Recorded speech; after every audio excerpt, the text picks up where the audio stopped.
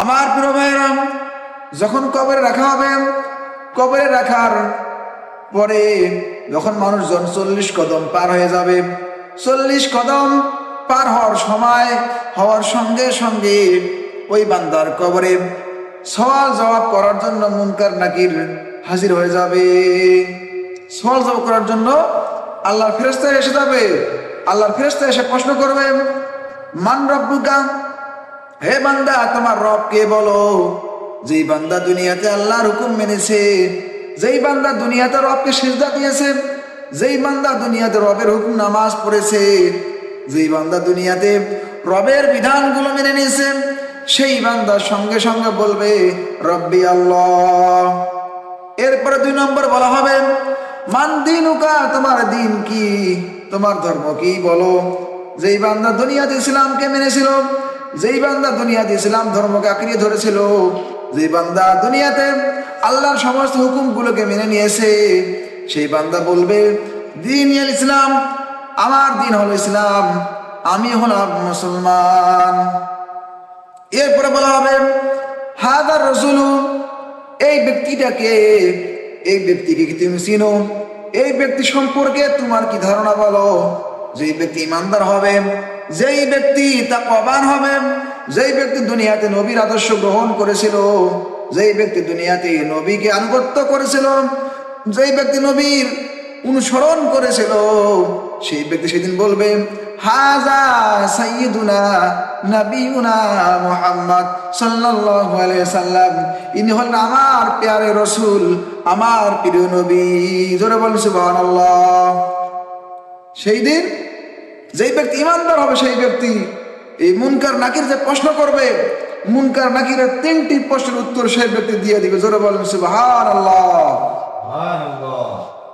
আমার প্রিয় ভাইরাম, যখন এই ব্যক্তি এই উত্তর দিবে, একজন আহ্বানকারী আহ্বান করবে, এই ব্যক্তি সত্য বলেছে, এই ব্যক্তি ঠিক বলেছে, এই ব্যক্তি যা বলেছে সব সত্য বলেছে, কাজেই এই ব্যক্তির কবরটাকে তোমরা জান্নাতি বিছানা বিছিয়ে দাও।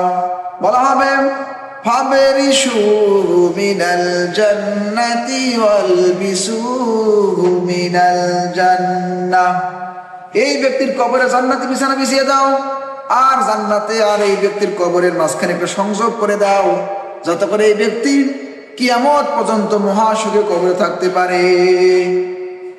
এবার ওই ব্যক্তির কবরের মধ্যে, মাটির কবরের মধ্যে জান্নাতি বিছানা বিছিয়ে দেওয়া হবে। জান্নাতি বিছানা যখন বিছিয়ে দিবে, এবার ওই ব্যক্তির কবর আর জান্নাতের মাঝে একটা সংযোগ করে দেওয়া হবে, এবং সেই জান্নাতের হাওয়া বাতাস, জান্নাতের আরামায় এসে সেই কবরে আসতে থাকবে। আমার প্রিয় ভাইরাম, এবার সেই ব্যক্তিকে বলা হবে তুমি এখন ঘুমিয়ে থাকো, এখন ঘুমিয়ে থাকো, এখন তুমি মহা সুখে মহা আরামে তুমি ঘুমাও। কতদিন পর্যন্ত ঘুমাবে? ইলা ইয়াউমিল কিয়ামা, কিয়ামত পর্যন্ত তুমি মহা সুখে ঘুমিয়ে যাও।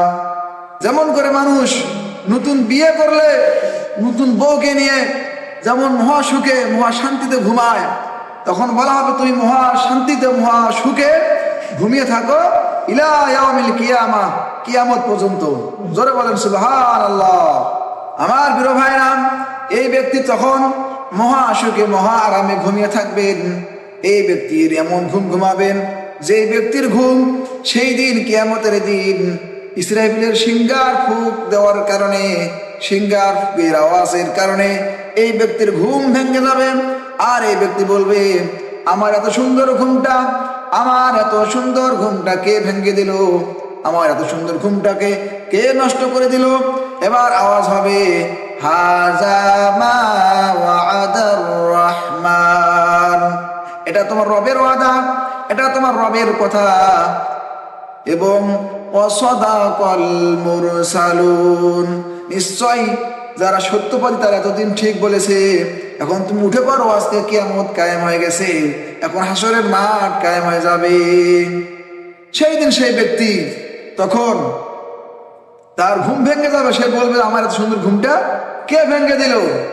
আমার প্রিয় ভাই, উদাহরণ দিলে বুঝতে পারবেন, যখন কোনো ব্যক্তি রাত 12টা বা 1টা পর্যন্ত পরিশ্রম করার পরে ঘুমিয়ে পড়ে, ঘুমানোর পরে 1 ঘন্টা পরে যখন ব্যক্তিটাকে ডাকানো হয়, সেই ব্যক্তিটাকে যেই রকম তার কষ্ট হয়, সেই ব্যক্তি যেমন তার অনুভব হয়, তার নতুন কাঁচা ঘুম ভাঙলে তাকে যেই রকম লাগে, সেই দিন এই ব্যক্তিটাকে, এই ইমানদার ব্যক্তিটা যখন সিংহার ফুকের আওয়াজের কারণে তার ঘুম ভেঙে যাবে, এই ব্যক্তিটার সেই রকম মনে হবে, জোরে বলেন সুবহানাল্লাহ।